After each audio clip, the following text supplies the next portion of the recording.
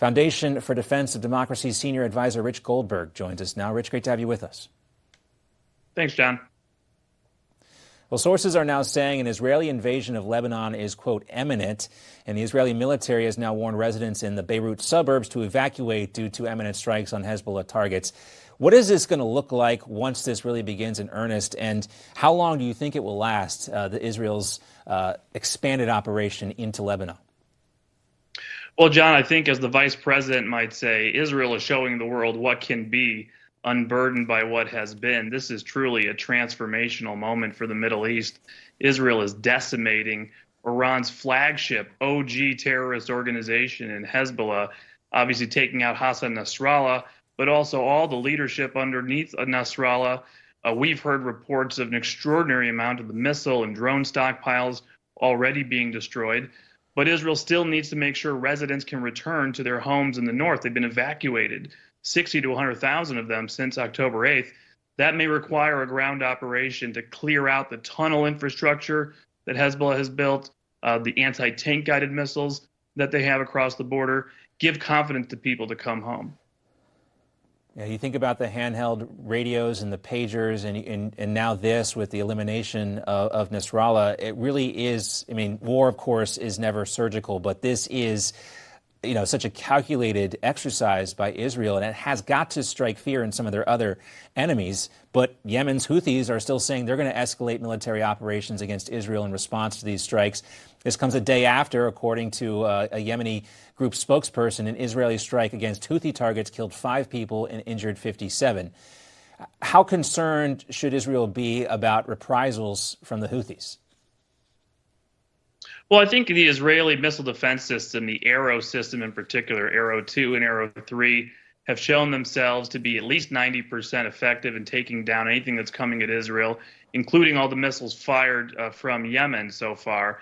I would just say, look at the contrast right now between the strength that Israel is demonstrating against Hezbollah in Lebanon, perhaps even possibly in the future extending to Iran as well, versus the weakness that we are showing vis-a-vis the Houthis. It's not just Israel that the Houthis are attacking. They've been attacking the U.S. Navy on an almost daily basis, and we just heard about a massive barrage of missiles fired at our destroyers just in the last few days. What have we done to respond? Nothing, whereas Israel has already sent fighters 1,000 miles away to bomb Hodeida port and impose some costs on the Houthis. So I think right now it's really the ball game is Israel driving down the field, counterattacking finally, after all these months of being held back by the Biden and Harris administration. By some accounts, the Biden-Harris administration has been almost antagonistic towards Benjamin Netanyahu in particular. President Biden did take one question on this today, and he talked about the need for a ceasefire, urging Israel not to go ahead. But he didn't mention anything about the hostages, Rich. Well, it's just unbelievable. All I can say is thank goodness nobody showed the vice president a map of Lebanon before Israel had the opportunity to go on offense and decimate Hezbollah. Obviously, Israel has made the right assessments throughout this process.